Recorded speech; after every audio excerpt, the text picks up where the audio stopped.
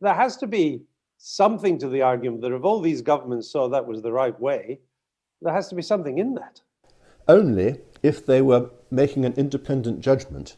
In fact, what was happening is that they were all copying each other because they were afraid that their own populations would say, oh, look, in the country next door they're doing this, why aren't you doing something similar?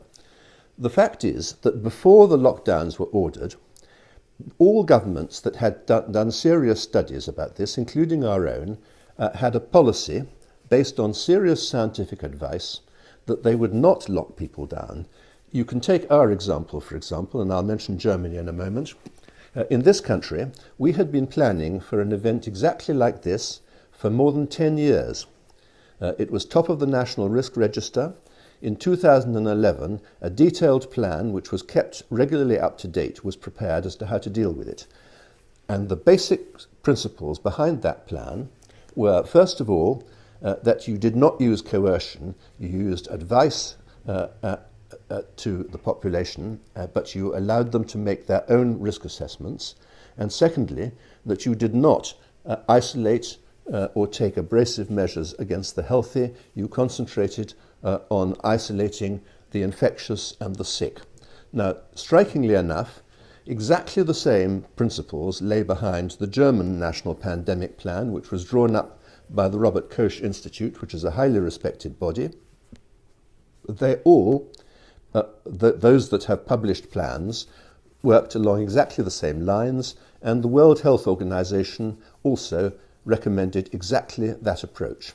So what we have here is governments independently forming the view that they should take a less abrasive attitude to major pandemics, and then all copying each other and throwing out the window 10 years worth of careful scientific and administrative planning. That does not do credit to any of these governments.